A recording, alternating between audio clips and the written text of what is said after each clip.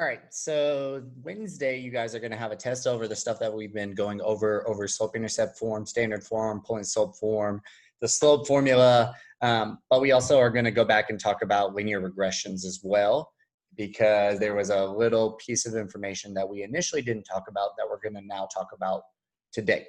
So today, linear regressions and correlation. Tomorrow, review. Wednesday, your test. All right. So I'm going to go ahead and share my screen with you guys so you can see the notes. All right. What we're going to do is we're going to do 2 of these problems together as a class on the front page because it should be a refresher. And then we're going to focus mainly on the second part of the notes today. Okay. So the data in the table below shows the average temperature in northern latitudes. So we have a bunch of latitudes and we have their corresponding temperature. All right. So remember, whenever you're given a table, the first row is always going to be your X values and the second row is going to be your Y values. What we're going to do is we're going to find the line of best fit by using our Desmos. So hopefully this starts to sound a little bit familiar. What we're going to do is we're going to put in each of these points into our table. So for instance, we have the point 0, 79. That right there is an ordered pair. So the X value is 0, the Y value is 79. We are going to fill in all of these values into our Desmos table. Okay. So let me open up my Desmos. And where is it? There it is. There's our Desmos. So here's our table right here. We have 0 as my X value and 79 as my Y value. Now you might say, wait a second, Coach Easton, why can't I see that point? Well, the point 0, 79 would be all the way up here. And we could change the table if we want to take a look at the data. But that's not the main thing we're going to focus on today. The main thing that we're going to focus on today is we are going to find our equation. That's essentially, sorry, we're going to find our equation. That's what we're looking for, okay? All right, next, we're going to plug in our remaining points, 10 and 81. Then we have 20, 79. A latitude of 30 has a temperature of 68. A latitude of 40 has a temperature of 58. A latitude of 50 has a temperature of 43. And 60 as my latitude has a temperature of 28. 70 as my latitude has a temperature of 13. And then my last point, 80, has a Fahrenheit of 1. Oh, 1 degree Fahrenheit, that'd be terrible. All right, so now that we have our points put in there, I want you guys to scroll down. Because remember, our equation in slope-intercept form is y equals mx plus b. And this has found a couple of things for us, but the main things we are going to focus on, the main things that are review, is it has found m for you and it has found b for you as well. So I'm going to go back to the notes. Actually, I'm going to copy these down real quick just so I don't have to keep bouncing back and forth. M is negative 1.0716 and B is equal to 92.8667. So now on our notes, we can write the equation of the line of best fit by plugging in M and plugging in B into our y equals mx plus b equation. So remember, this is the equation in slope-intercept form. Why am I using slope-intercept form? Well, because we have our slope now and we have our y-intercept. So our equation is going to be y equals negative 1.07167 times x, and then plus 92.8667. Okay. All right. So part B is the one that we initially kind of struggled on when we were going over these problems, but hopefully now they make a little bit more sense. Estimate the average temperature. So we want to find the temperature for a city with a latitude of 48. So notice they want us to plug in 48 into this problem, but are we going to plug it in for X or are we going to plug it in for Y? And here's how easy it is to tell. 48, is that the latitude or is that the temperature? Well, it says latitude, and latitude were our x values. So we're going to take our equation and we're going to plug in 48 for x. So y equals negative 1.07167 times x, but instead of x, we're going to times by 48 plus 92.8667. All right, and now we can use our calculators. I know a lot of you guys don't have Inspires at home. That's okay. We can use any calculator, including Google. I'm just going to use my phone calculator right here. So I had some math in there from stats. So we have negative, we have 1.07, oh my goodness, 1.07167 times 48. But remember, I know this is negative because it's a negative number times a positive number. So that's negative 51.44016. So if we want to do negative numbers, you definitely have the ability to do that. We're going to do negative right there, 51.44016. Oh, that is not what I was trying to do. Sorry, I still have these locked in here from earlier. But essentially, we're going to do negative 51.44016 plus 92.8667, which I got a math trick, 92.8667 minus 51.44016. So we get 41.4. So we would guess that the temperature would be 41.4. Now I want you guys to kind of pause here and see if that answer makes sense, okay? So notice we plugged in 48 for our latitude. Go back to our table. Where is 48 at? 48 is right there. And we got to answer 41.4. So that fits in pretty close to that point right there. So I think that's a pretty solid answer. What I want you guys to do is I want you guys to go back to the Desmos activity. And for question number two, I want you guys to go ahead and find the line of best fit. Then once you find the line of best fit, I want you to plug in 250 people. And where should we plug in people? Should we plug it in for X or Y? Well, people are my passengers, so you're going to plug in 250 for X. Go ahead and pause the video, and I want you guys to try that for me. Use the Desmos, then use your calculator to find the answer, and then come back to me. All right, so coming back here, this is what we should have got.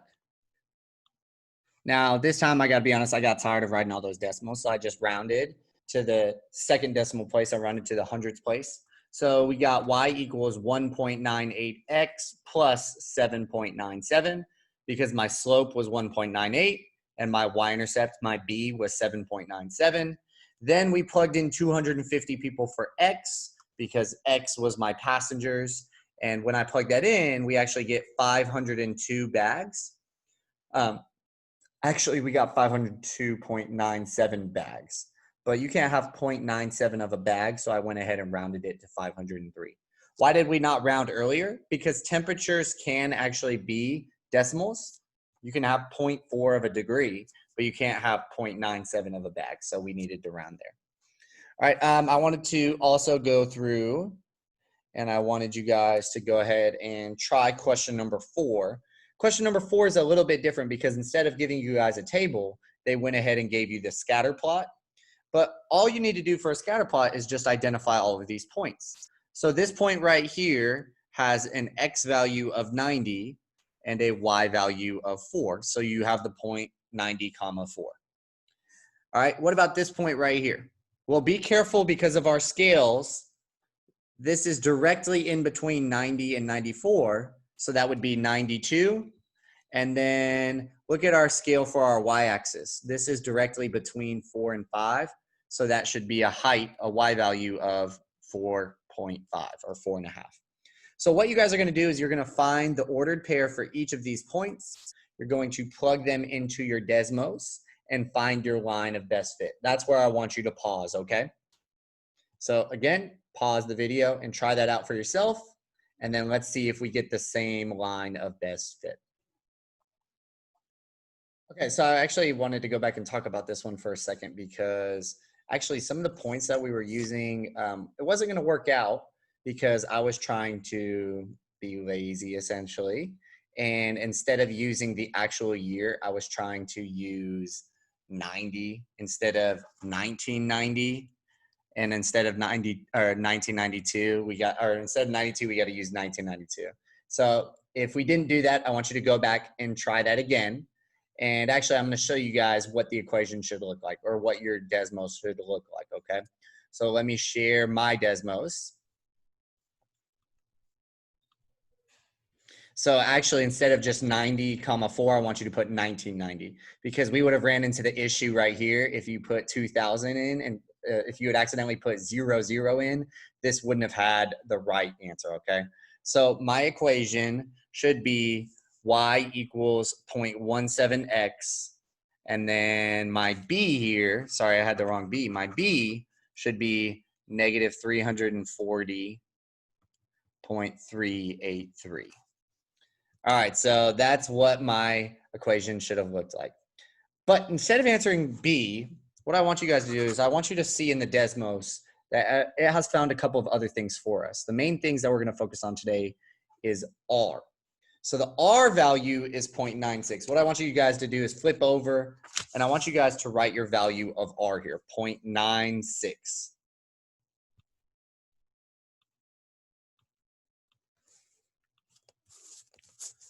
So there was the equation once we actually had it written. What is the value of R? R is equal to 0.96. Now, what the heck is R? What has it found for us? R is called the correlation coefficient. It is the number that represents our correlation. And I want you guys to kind of notice here, R can be anything from -1 up to 1. If R is close to 1, then that is a strong positive correlation. If R is close to -1, then it is a strong negative correlation. If we have numbers for R that are close to 0, though, that is going to be a weak correlation. So for us, we got an R value of 0.96, which is like right here. It's really, really close to 1. So actually, we would say there is a, what kind of correlation do we have? We would say there is a strong, R was positive, so this is a positive correlation between, and what was our problem all about? Well, our problem is all about the year and the tuition. There is a strong positive correlation between the year and tuition. So if you have a positive correlation, what that means is as one variable goes up, the other variable also goes up. So as X gets bigger, Y gets bigger. That's what a positive correlation means. What is a negative correlation? Well, a negative correlation says that as X gets bigger, Y is going to do the opposite. Y is going to go down. So let's give another example. So we had a positive correlation here. As my year increased, my tuition increased. That's why we had a positive correlation. What's another pair of variables that might have a strong positive correlation? What about height and weight? As height goes up, typically weight goes up. Now, guys, correlation doesn't have to be perfect. I know that not everyone who's tall weighs more. But usually, if you were to get taller, your weight would also increase as well. So that would have a positive correlation. Can you guys come up with a couple of things? What about, I don't know, the bigger the fire? So if my fire size increases, typically we need more firefighters. the number of firefighters will increase. All right, what about things that would have a negative correlation? What about things that go in the opposite direction? As one increases, the other decreases. I know the more that I work, the less time I have for walking my dogs. The less I get to walk my dogs. So as my work, the amount of time I work goes up, the amount of time that I get to walk my dogs goes down. The more video games you play, more video games, the less time you have to work on your school work. That would be a negative correlation, okay?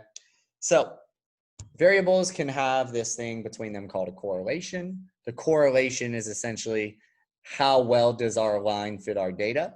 If we have a positive correlation, then it is a positive slope. If it's a positive correlation, as x goes up, y goes up. If it is a negative correlation, we have the opposite. We have a negative slope. As x goes up, y goes down. The closer we are to 1, the stronger the relationship is. The closer we are to -1, the stronger the relationship is. The closer to 0, the weaker our relationship is. Okay. All right, now I also need to go over a vocab word, causation. Causation means that one of your variables causes the other one, not just that the two variables are correlated. So correlation just means that we have some sort of relationship in between them, whereas causation means that X directly causes Y. And so I think this is kind of a harder topic, but I want to go over a couple of multiple choice questions with you guys and see if we can figure out what scenarios are correlation and which ones are causation, okay? So question number 9, which of the following statements shows a relationship that is correlated but not causal, not a causation? So that means that 3 of these, the one variable causes the other variable, but we're not trying to find that one. We're trying to find the one where the variables are just correlated. There just appears to be a relationship between them. All right, the amount of rainfall received and the level of water in the lake. If it rains, does that cause the water level to rise? Yeah, if it rains, that directly causes the water to rise. So A is a causal relationship, but we're not looking for a causal relationship. We want to find the one that is just correlated. All right. The number of lights left on each day and the amount of the electric bill. Does the amount of lights left on cause, if I leave on more lights, does that cause more of an electric bill? Yeah, it does. If you leave those lights on, then yes, that's using electricity. So that causes your electric bill to go up. So that is a cause and effect relationship right there, just like A was, but that's not what we're looking for here. C. That was weird. Sorry, I don't know why that just popped out. Must have been one of my cords.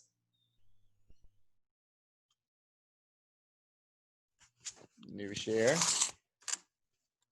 Oh, I clicked the power button, so that was probably the issue there.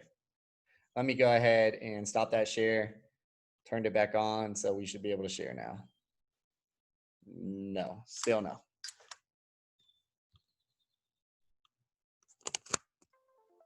There it goes. Okay, that's what I was waiting for. Technology nowadays, guys. Technology. Okay, goodness. All right, let me zoom in. All right. C, the increase of warm sunny days and the number of ice cream vendors visible. So do warm days cause ice cream vendors to come out? I'm not really sure about this one. I don't think that warm days cause it. I think that warm days make a higher temperature, and then a higher temperature means maybe more people are going to want ice cream, so more ice cream vendors come out. But did you see how many steps there were to get there? It's not just this causes this.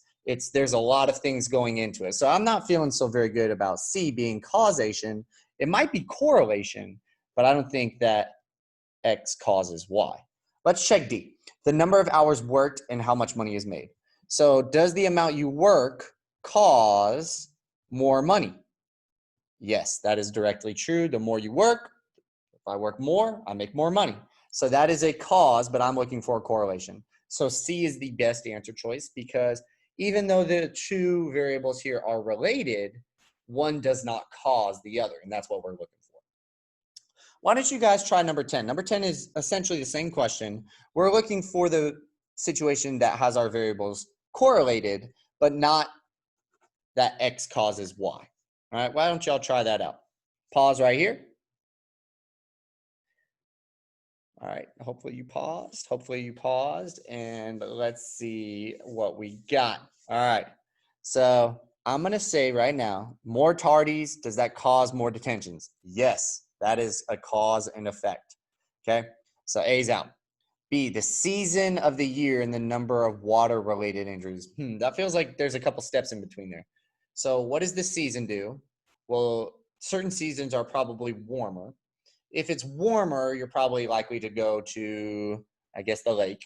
And if you go to the lake, there may be a chance at more water injuries. That's a lot of steps there. So I'm thinking that B is probably just a correlation.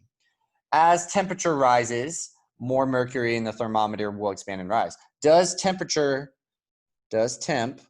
cause mercury to rise? And I don't know if y'all know much about mercury thermometers, but that is exactly what temperature does. Temperature makes mercury expand. So this is definitely a cause and effect relationship, but we don't want a cause and effect relationship. We're looking for the one that's just correlated. The larger the dimensions of a patio, the more square footage. Yeah, if you have bigger size patio, automatically there's going to be more feet, more square footage in that area. So this is also a direct cause. So correlation has a relationship, but there's probably a couple of things that we got to do to get there. Whereas causation, X causes Y. We go directly to that answer, okay? All right, 3 more. So which of the following this time is a cause? Okay, so this time we're kind of doing the opposite. This time we want a cause and effect. We're looking for X causes Y. All right, an individual decisions to work in construction and his diagnosis of skin cancer. What do those two things even have to do with each other? I guess maybe if you work in construction, you're going to work more outside. And then if you work more outside, you might have more sun, more exposure to the sun. And if you have more exposure to the sun, that seems like a correlation because there was a lot of steps there. All right, so I'm thinking A is out. A decrease in temperature and an increase in attendance at the skating rink. So if the temperature goes down,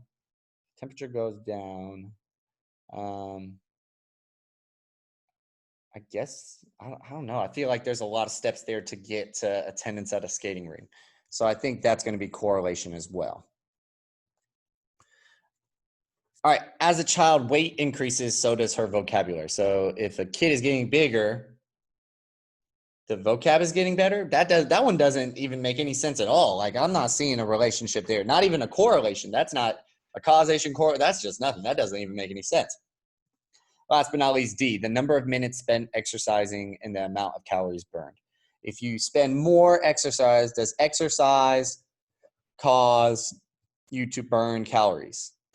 Yes, that is true. So I'm going to pick D there because this time we were looking for the cause and effect. All right. This one is worded kind of weird. So which statement below might be caused by the statement, the more the furnace runs? Okay, so the more the furnace runs, does that cause the less time individuals will spend outside? That doesn't cause that, no. Does the more the furnace runs, furnace, if you're unsure what a furnace is like the heat. So the more the heat runs, the longer you will have to let your car warm up. No, because, oh, I see what they're trying to say here. If you're running your furnace a lot, it's probably trying to warm up the house. And if you're warming up the house, it's probably because it's cold outside. And if it's cold outside, then you might have to warm up your car a little bit longer. I think that's a correlation, not a causation. Your furnace running does not cause you to have to warm your car up longer. All right. The more the furnace runs, the colder it is outside. I think that the furnace running is a result of it being cold outside. I don't think the furnace running causes it to be cold outside. Does the furnace running cause it to be cold outside? No. All right, so I think that's closer. We're getting closer to the answer, but that's not quite right. Last but not least, the more the furnace runs, does that cause the house to become warmer? That is true.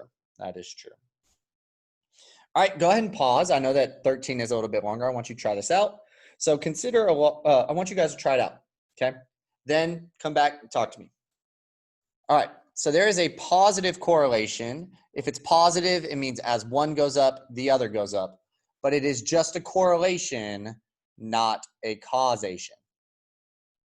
So does this mean that we could increase the life expectancy in Rwanda by shipping Nintendo games to that country? Guys, does life expectancy, is that caused by the amount of Nintendo games? Do the Nintendo games cause people to live longer? No, it just seems that for some reason, as one goes up, the other goes up. Okay, so we should not say that this is going to cause people to live longer. So all the answer choices that say yes, they're out. Get rid of those, okay? I also got rid of it makes no sense because whenever you're dealing with two variables that are numbers, you can always find the correlation. It is okay. So let's see which one. If the correlation were negative, we could accept that conclusion. No, correlation can be positive or negative. In this case, it's positive. The positive correlation just shows that the richer countries have more Nintendos and higher life expectancies. That's what I was looking for. So Nintendos don't cause a higher life expectancy, but usually in countries where there are a whole bunch of Nintendos, that means we got something else. We got some money. And usually if you got money, you have ability to get healthcare.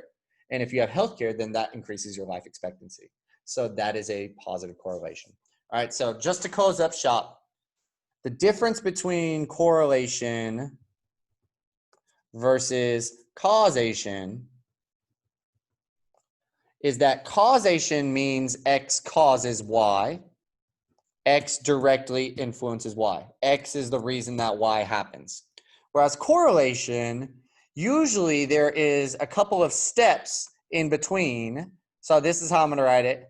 Usually there's a couple of steps in between that make it so that X and Y do have a relationship, but there's other things going on that might make their relationship appear obvious, okay? All right, so the main thing I wanted to get out of today is not only can you guys come up with a line of best fit, you can also find this thing called the correlation coefficient. The closer it is to 1, the stronger it is. The closer it is to -1, the stronger the relationship is. But if you're in the middle, if you're near 0, that is a weak correlation. And then we also have something called causation, and I just wanted to share the difference between those with you guys. All right, that's it for the notes today.